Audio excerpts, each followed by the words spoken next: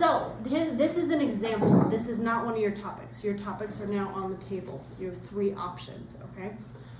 So when you get a question, what is the first step that you do based on your current level of understanding? What would you guys do first? Mark important words.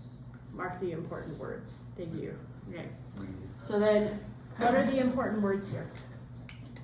Shout them out. Empathize. Techniques. One more time. Techniques. Good. Yikes. It doesn't score. Good. Yeah. Okay.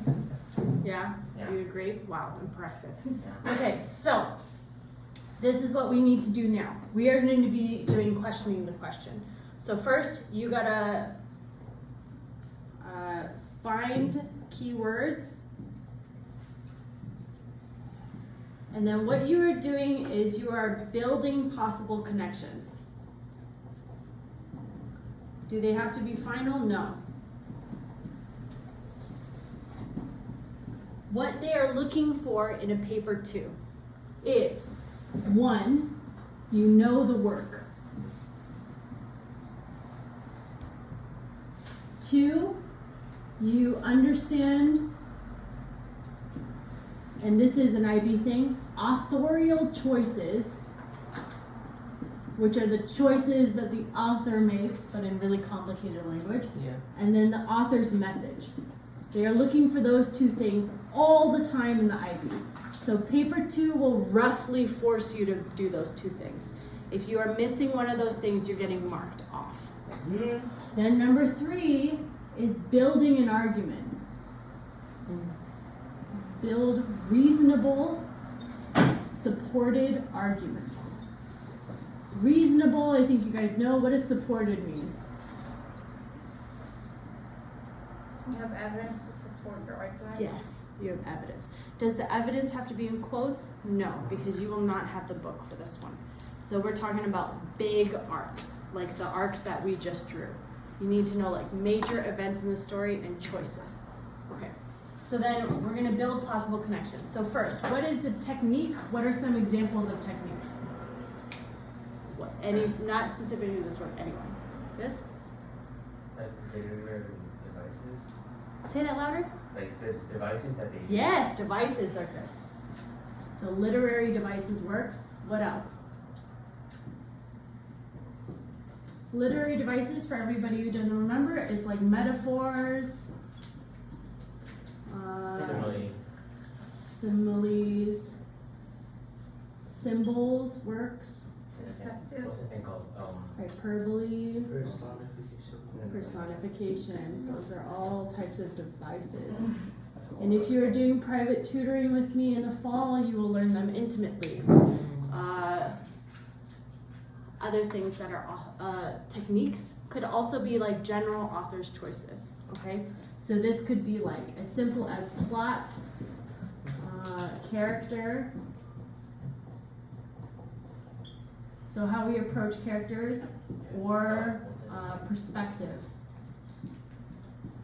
Something called. which you guys might know as point of view. Whose point of view it is. Techniques are going to be, so like how do they present the character, in what way, right? Plot. Okay, let's go with persuade. What does persuade mean? Convince. Convince. Convince. Make their minds, change their minds. Good. So persuade means to change opinions. Okay. So then, in what ways are we persuading them? What are our methods of persuasion, which some of you should definitely know? Aristotle had 3 modes of persuasion. You will learn these in school. They will be quick lessons. Your teachers will blast through them. But you need to know the 3. What are the 3? Hito? Oh, those ones. Come on, ding dong. Come on, bro. If you're in my philosophy club, we go over this quite a lot. Aristotle had 3 methods of persuasion. One of them starts with A, P. Pathos. Pathos. Oh! Okay, what's another one? Ethos? Yep. Thos. And? Yep. logos. Of logos. If you're not sure about these, we don't really necessarily need them this week, but pathos is to persuade by what? This tree keeps touching me. It's not even a real tree. Yeah. Okay. Pathos is to persuade by what? Using what? That should be. Call to emotion. So like, we feel bad for Eli because he's suffering, like melting like a snowman in hell. Everybody can feel bad for a kid that is like just holding a huge secret for a long time. Okay, ethos is a call to expert. So then, trusting in authority. Japan loves an ethos argument, right? Just trust me. People here tend to really trust the television, for example. It's like, trust me, bro. Huh? No, the mindset of trust me, bro. Sure, and children always trust their parents unless something really traumatic happens, and then they're like, not you guys. So then, that happens. Sometimes you can't trust your parents. That's okay. It's part of growing up. Okay, logos. Numbers, graphs. Like and call to reason. Okay. Okay, so there is a difference between saying a doctor says you should get the vaccine, so get it. That's ethos, right? Or the doctor saying, here are the reasons why you need the vaccine. The vaccine is like 99% safe. It is 80% likely to prevent severe infection. Those are reasons, right? So that's why I'm saying ethos is very popular, because a lot of us will just trust the doctor or trust our parents. We don't need to hear the reasons. For the teacher. Or the teacher. Teachers get a lot of ethos, right? So then ethos, logos, pathos. So that's persuasion. So those are different ways of persuading. And the last one, sympathize. What does sympathize mean? Always. Like, Path means what? This is why roots study. It's important. Pathos, guys. Pathos. What does path mean? oh, like emotions. Good. Emotions. So, And what does sim mean? Like symmetry, It's the same symmetrical. emotions. So Very basically, you good. have the Like same the- emotions, yeah. where you feel the same emotions. Good, exactly. So sympathy is like you can understand how someone feels. Yes, we sympathize with Eli. So we could write a thing about how do we get to the point of where we care about Eli at all? Like objectively, this is not a story in which Eli is destroyed. He lied a little bit. Something bad happened. His parents still love him. It's not a great tragedy. But as we're reading the story, we really feel we're sweating for him a little bit. We're like, oh God. Like I really hope his dad doesn't freak out and his mom doesn't like lose her mind. And it all works out in the end. But there's that little tension built by his lie. So then we feel for him. So then these are the building possible connections. Is you're going to be drawing ideas next to your main keywords. Knowing that the whole formula is that you have to break it down to authorial choices and authorial message. Okay? And then you're going to build your outline from there. I'm going to demonstrate this with this one and the story that we just read. And then you guys are going to do this for those ones. Okay? You're going to pick your topic. Okay, so for example, if I was to do this, we have a pathos appeal.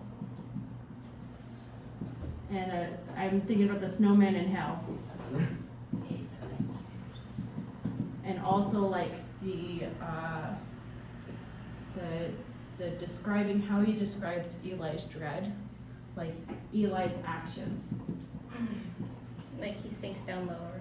Yeah, his posture, and then like the running away. Like they're running away, and like his parents don't even go after him initially. They're just like, oh, I guess he's just like, I don't know, not feeling it. That's not. And then I'm like, oh, I feel bad for that kid. Like clearly he's in a crisis, and his parents are too excited about school. Okay, so then let's see. I might say like that. It's not really a logical appeal. Maybe in this case, ethos. Our authority, the person we trust, is a narrator, right? And then what I would say the narrator does is he doesn't describe Eli as a bad person. At no point is Eli described as like a total criminal for lying. Objectively, lying is bad, right? Like if your parents were telling you stuff, they'd be like, don't ever lie. But that's not realistically true. We all lie, right? So then this is a lie that hurts only Eli, really. It might hurt his dad's pride, it might hurt his mom's pride, but the only one who doesn't get to go to school is Eli. It's a lie to protect himself, right? Which we can also. Right. I think there was like 6. I heard that there's 6 reasons why people lie. Describes Eli as harmful, non-criminal. He's not a bad kid, right? And then like I also like at the end how Eli is the one who has the moral authority. His mom cracked at the beginning. She was like morally questionable at the beginning because she was like, oh, like should we ask for all this stuff? And oh, maybe they shouldn't let all those black kids come to school. And she's like, not a moral. Yeah. There's this story is deep. Yeah. So she's like, oh, it's so nice that they let those African kids come to school here. And the dad's like, cut the shit now. Sorry. He's like, cut it. Don't do this. Don't do that. That's bad. And the mom is kind of like unintentionally saying a lot of stuff that is like ethically not cool. So then mom's already like not the best character. Then dad, we at the beginning we're like rooting for him. We're like, yeah, that's right. There's no problem with integration. Like you shouldn't use your privilege to ask for extra stuff. And then at the end, dad cracks. He's like, oh, my son has to go to school, and he like breaks. So then at the end, Eli is the one with the moral authority. Although he lies, he's embarrassed of his mom, and he's embarrassed that his dad went and asked the board to let him into the school because Eli knows he didn't earn it. He also. So Eli ends up with the moral authority. He says like, I think in the end also,